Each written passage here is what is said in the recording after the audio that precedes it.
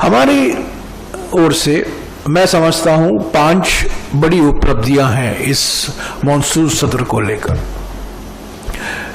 पहली उपलब्धि ये रही है कि एक राष्ट्र एक चुनाव विधेयक जो सरकार इस सत्र में लाना चाहती थी वो शीतकालीन सत्र तक टल गया है।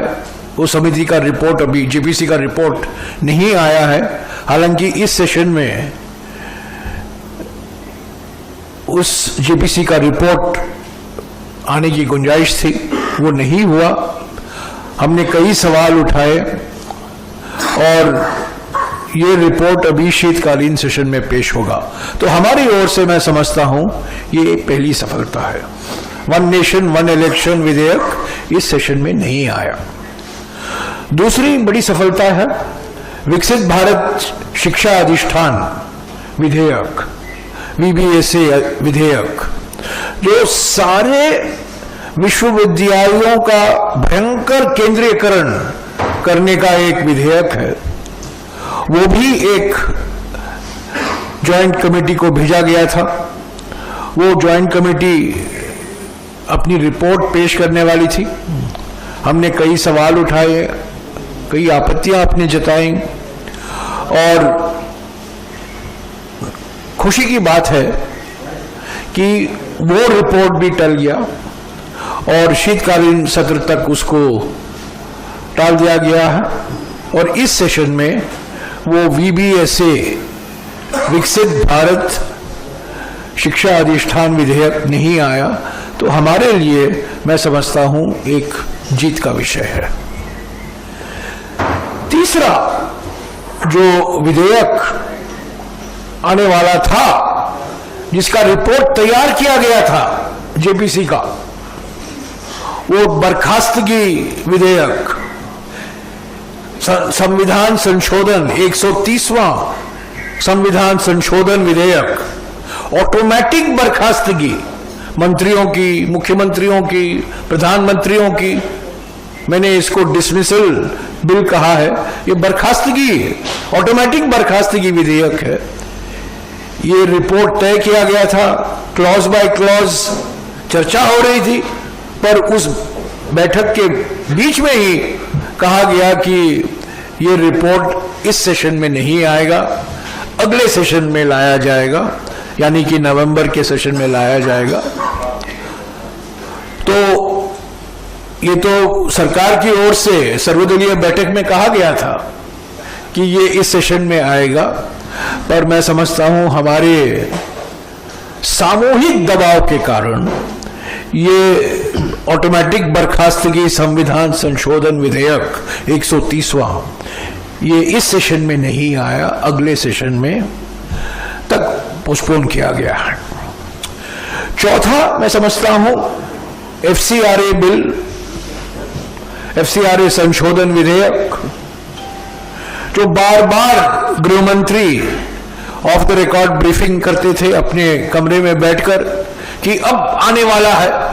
बड़ी खेती चल रही थी मीडिया में पिछले 10 दिनों से कि बस एफसीआरए आने वाला है। गृह मंत्री बिल्कुल अडिग हैं, अटल हैं कि एफसीआरए बिल आएगा। एक अमेरिका के उपराष्ट्रपति का फोन आया और उसका नतीजा आपको देखने को मिला है। हमारा दबाव भी था, कई संस्थाओं का दबाव भी था, पर जरूर अमेरिका के उपराष्ट्रपति, मैं आपको बता दूं, हमेशा जब ऐसे कोई बातचीत होते हैं हमारे प्रधानमंत्री और कोई विदेशी नेता से, तो हमारे ओर से और उस देश के ओर से एक बयान आता है। पहली बार ऐसा हुआ है कि सिर्फ हमारे प्रधानमंत्री के ओर से बयान आया है, अमेरिका के उपराष्ट्रपति की ओर से कोई बयान अब तक नहीं आया है। इतना महत्व नहीं देता हूं जितना कि मैं महत्व देता हूं विपक्ष पार्टियों की एकता का। संस्थाओं, कई संस्थाएं, नागरिक संस्थाएं, सिविल सोसाइटी संस्थाएं, नागालैंड के मुख्यमंत्री, मेघालय के मुख्यमंत्री, मिजोरम के मुख्यमंत्री और कई राज्यों में नेता, सभी लोगों ने चिंता जताई कि ये लोकतंत्र पर एक हमला है। मीडिया में इसका चर्चा हुआ और खेती के बावजूद, समाचार खेती के बावजूद FCRA बिल JPC को भेजा गया। ये एक सही कदम था। हालांकि हमारी मांग थी कि इस बिल को पूरी तरीके से वापस लिया जाए और एक बार फिर पेश किया जाए ताकि वो बिल JPC को जा सके। वो नहीं हुआ।